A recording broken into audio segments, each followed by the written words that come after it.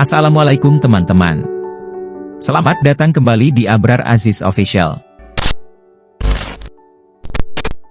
Pada video kali ini, kita akan membahas seputar jenis-jenis investasi dan bagaimana cara berinvestasi bagi pemula. Sebelum kita membahas lebih lanjut tentang jenis-jenis dan cara berinvestasi, ketahuilah bahwa investasi merupakan kegiatan penempatan dana pada satu atau beberapa jenis aset selama periode tertentu, dengan tujuan mendapatkan penghasilan atau peningkatan nilai. Secara sederhana, investasi adalah salah satu alat untuk mewujudkan tujuan-tujuan keuangan kita. Pada dasarnya, tujuan keuangan setiap orang berbeda-beda. Sebut saja, seorang berusia 25 tahun tentu memiliki rencana dan cita-cita yang berbeda dengan orang berusia 50 tahun. Berdasarkan tujuannya, investasi dibedakan menjadi investasi jangka panjang, menengah, dan investasi jangka pendek. Beda jangka waktu tentu beda strategi dan instrumen investasinya. Jenis investasi berdasarkan tujuannya. 1. Investasi jangka pendek. Investasi jangka pendek berlangsung antara kurang dari 1 tahun hingga 3 tahun saja. Sebagai contohnya, seorang pemuda berusia 25 tahun berniat untuk menikah 3 tahun ke depan. Maka dia membutuhkan dana segar untuk menyelenggarakan pesta pernikahan yang tidak murah.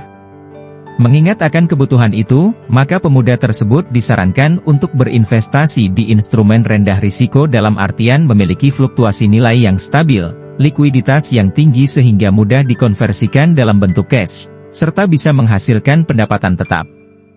Beberapa instrumen yang disarankan untuknya adalah deposito, reksadana pasar uang, atau surat utang negara jangka pendek.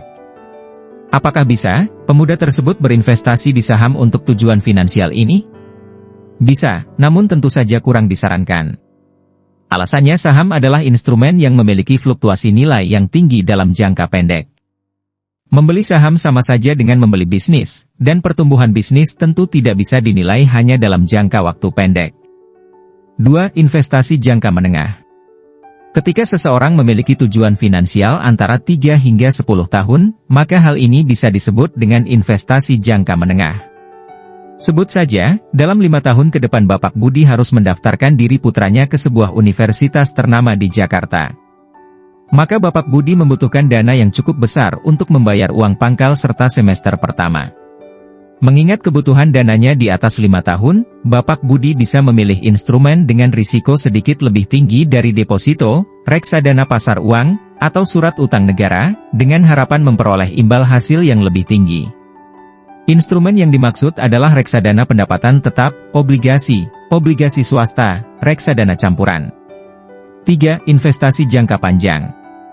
Ketika tujuan investasinya di atas 10 tahun, maka investasi ini sudah masuk dalam kategori investasi jangka panjang.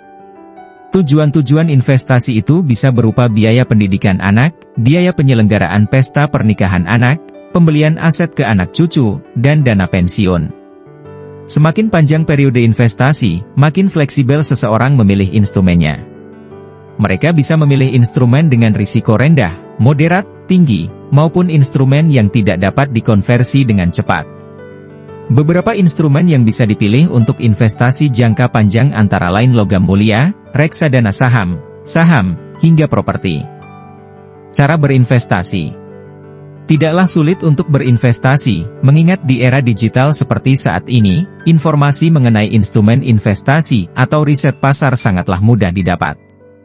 Namun, investasi tentu tidak bisa dilakukan secara sembarangan. Berikut adalah cara berinvestasi yang baik, agar bisa mewujudkan tujuan keuangan kita. 1. Pastikan kita telah sehat secara finansial. Sebelum berinvestasi, pastikan telah memiliki dana darurat yang ideal dan memiliki proteksi keuangan dengan memiliki jaminan kesehatan atau asuransi. Merencanakan keuangan untuk masa depan memang sangat penting. Namun jangan pernah sepelekan hal-hal yang menjadi perhatian dan prioritas di masa kini. Tanpa dana darurat yang ideal, kita akan kesulitan dalam menghadapi risiko hilangnya pendapatan akibat PHK atau ketidakpastian ekonomi. Tanpa perlindungan kesehatan, kita juga bisa kehilangan dana yang cukup besar ketika harus berobat. 2. Tentukan tujuan terlebih dulu. Ketahuilah tujuan-tujuan keuangan yang ingin dicapai dalam berbagai periode. Sebut saja untuk jangka pendek, jangka menengah, dan jangka panjang. Tanpa tujuan yang jelas, maka proses investasi akan menjadi tidak terukur. Setelah menentukan tujuan, tentukan pula kebutuhan dana untuk merealisasikannya. Kita bisa memulai proses investasi setelah memahami kebutuhan dana. 3. Kenali profil risiko. Setiap instrumen investasi memiliki karakteristik investasi yang berbeda-beda, dan setiap investor juga memiliki profil risiko yang berbeda. Profil risiko bergantung kepada kemampuan dan kesediaan seseorang untuk menoleransi risiko investasi. Investor konservatif cenderung menghindari instrumen dengan volatilitas tinggi, dan investor agresif lebih berani mengambil risiko karena menghendaki imbal hasil yang tinggi. Profil risiko tentu saja bisa berubah ketika pemahaman seseorang akan investasi mulai meningkat. Peningkatan pemahaman akan berinvestasi akan meningkatkan kemampuan menoleransi risiko. 4. Kenali risiko sistematis dan non-sistematis investasi. Bila profil risiko memiliki tolak ukur berupa kondisi psikis sang investor, ada pula risiko investasi yang tidak boleh luput dari investor. Dalam investasi, terdapat dua jenis risiko yaitu sistematis dan non-sistematis. Sistematis merupakan risiko yang sama sekali tak bisa dihindari dan diversifikasi, serta menyerang ke segala macam instrumen. Risiko tersebut bisa berupa risiko pasar, perubahan tingkat suku bunga, dan inflasi. Sementara itu risiko non-sistemik dinyatakan sebagai risiko yang masih bisa dihindari dengan cara diversifikasi instrumen investasi.